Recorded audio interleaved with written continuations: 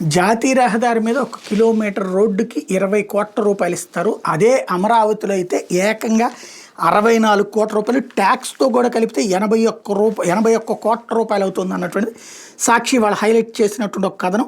మరి ప్రభుత్వం దీనికి సమాధానం చెప్తుందా, లైట్ తీసుకుంటుందా చూడాలి. రాజధానిలో నిర్మాణ పనులు అంచనా వేయాలని ADCL Amaravati development corporation limited అడ్డగోలుగా పెంచేస్తుంది. ప్రధానంగా రహదారుల విషయంలో తన రికార్డును తానే బద్దలు కొట్టుంది. N12 రహదారిలో మిగిలిన పనులు పూర్తికి కిలోమీటర్కి సగటున 53 కోట్ల రూపాయలు నిర్ణయించి కాంట్రాక్టులకు అప్పగించిన ఏడీసీఎల్ తాజాగా E13 రహదారిని NH16 కోల్కతా చెన్నై జాతీయ రహదారి వరకు పొడిగించే పనులకి కిలోమీటర్కి సగటున 64 కోట్లను కాంట్రాక్ట్ విలువగా నిర్ణయించింది. ఈ నెల 7 టెండర్ నోటిఫికేషన్ జారీ చేసింది.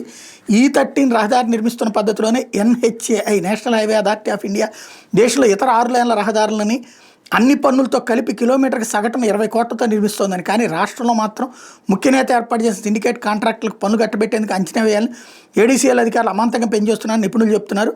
ప్రపంచ బ్యాంక్, ఏడీబీ, ఆసియా అభివృద్ధి బ్యాంక్, హడ్కో, housing and urban development corporation, జర్మనీకి చెందినటువంటి KfW నుంచి అధిక వడ్డీలకు తెచ్చిన అప్పుతో చేపట్టిన పనుల్లో భారీ దోపిడీకి తెరదీశారంటూ నిపుణులు విస్మయం వ్యక్తం చేస్తున్నారు.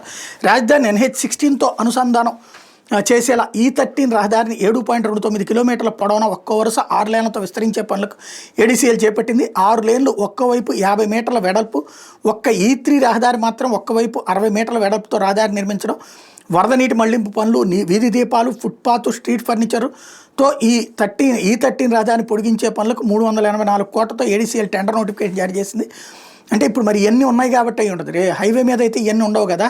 ఫుట్పాత్, స్ట్రీట్ ఫర్నిచరు, వీధి దీపాలు ఇవన్నీ హైవే మీద ఉండవు కదా. అందుకని ఇట్లా పెంచారేమో. అయితే ఇంత దారుణంగా ఉంటుందా అనేటటువంటి తేలాల్సినటువంటి అంశం.